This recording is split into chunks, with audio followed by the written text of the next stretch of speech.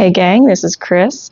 Today I'm talking about American Delivery, a documentary which recently came out from Kino Lorber. They sent this to me for review, the DDV. This just came out. This is a new release, 2024. This was just released in 2025 by Kino Lorber. So it is a 84-minute documentary, and the tagline here says, "Solving the Maternal Mortality Crisis in U.S. Healthcare." The producers on here are Carolyn Jones and Lisa Frank, and Carolyn Jones also directed this. And I didn't know going into this that it has a couple of the stories in this are take place in Ohio, families from Ohio and the Metro Health Hospital in Cleveland. And so that was interesting, kind of a local thing for me here. Let's just take a look at, so there's a cute little foot there. And then on the back, there's one of the moms that's featured in this. And I'll show you a snapshot of this so you can see there are some bonus features. There's a trailer. There are some little featurettes in here. Philadelphia, Kentucky, closing healthcare gaps in rural areas, which is interesting. And I really like, so they basically show you the story of different moms in this documentary. You get to meet the moms where they are in their pregnancy journey and the decisions that they're making for their labor and delivery prep, because you have a lot of decisions to make. What I like about this, there are a lot of different moms from different backgrounds. You have people from urban areas, from rural areas, there was a mother from Tanzania, I think. So there's a really good sampling of people from different backgrounds, and it talks about the decisions they're making and what they're thinking about for their delivery. Pregnant women before, and then it shows them after, and they talk a little bit about how their delivery went.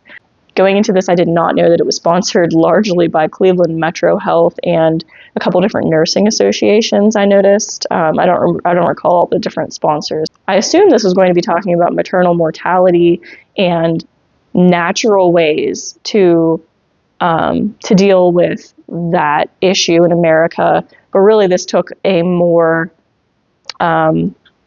hospital-centric approach, I think, and I think that is largely due to they talked a lot to healthcare administrators, and there were a bunch of different midwives in this, but maybe the crunchy community would call them medwives. And I really liked the one that was in Kentucky. She seemed to be very naturally minded. I love some of the stats they throw out in this movie. 98% of births in America take place in hospital settings, which is wild if you think about it, because there are also birthing centers. And there's also the possibility of home births. And only one of the stories in this documentary took place in a birthing center, but that mom ended up having to get transferred to a hospital. I guess, hey, spoiler, she ended up having to get transferred to a hospital and getting a C-section. It just didn't sit right with me. The one person that decided to, really be empowered and go against the grain and birth in a birthing center, they had to get transferred to a hospital in the end. It's like, I think that everybody recognizes that hospitals exist and, we need them in times of crisis, but birth isn't necessarily a crisis. And unfortunately for that mom, it turned into one. But that's just not the case with so many other people. So it said that the common practices for birth in America are you get an epidural for pain. You are put on Pitocin, which is a synthetic hormone that simulates oxytocin. So whenever you go into labor, your body produces oxytocin. It's the feel-good chemical, and that's what stimulates the contractions. And so you're put on Pitocin, which is a synthetic form of it, and that's to induce labor, or it's to either augment labor. It's a way to give the nurses a way to control your contractions and control your labor, so they can either speed it up or slow it down. And then the third was that it's attended by OB-GYNs and RN nursing combos. So these units, these teams kind of are the ones that you're being seen by, that you don't typically in America see a midwife unless you choose to. A lot of them, a lot of the issues moms have is that midwives, you can have issues with whether or not they're covered under your insurance and stuff like that. So it's really, that's, I think, the number one barrier that moms have in America to accessing a midwife. So the maternal mortality rate in America is ridiculous. They said that it was 10 times that of Europe. And they said that in Europe, what they commonly do, they have a nurse midwife attend instead of an OB-GYN. And they said that they also have pre and postnatal nurses visit the home. You have a home visit or a series of them, whereas you don't get that at all in America. And then they also have universal health care, and they have paid family leave. So, the typical, if you happen to be covered by FMLA in America, you're going to be covered for, 12 weeks. You get 3 months off, but that's not guaranteeing that you get paid. I think it depends where you work, but you might be able to file short-term disability. So what I did like about this was that it gave you a lot of different stories, and you got to hear from real moms what they're thinking about and the issues that they're facing.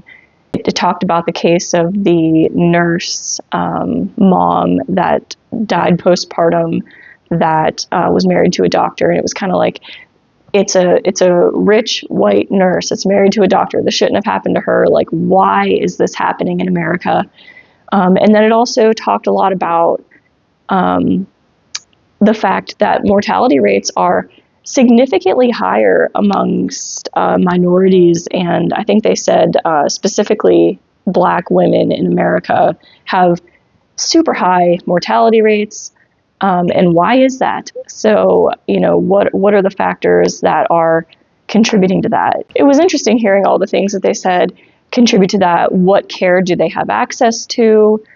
What disparities are they facing? The very first story, I think, was a couple from Cleveland, Ohio, and the woman went into labor naturally. I think she started having contractions. She went to the hospital, and then what do? They put her on Pitocin. And I think it made the baby's heart rate drop, so now it's like an emergency. We're monitoring the baby constantly, and mom's stressed, and everybody's stressed. And I'm like, this is what happens. It's the cascade of interventions. So these are the things that you don't realize as a first-time mom. You don't realize that one thing leads to another, and everything they do has a consequence. You just don't understand how the hospital works. If a pregnant woman is watching this, please, for the love of God, just trust yourself and use some instincts. I don't think that this is very empowering to women.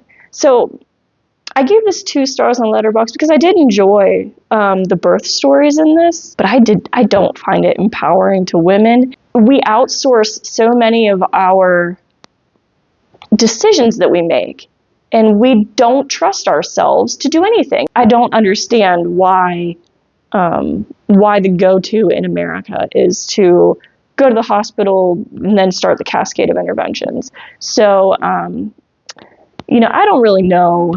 I got this. I'm going to give it to my sister so she can watch it and I can get her thoughts on it.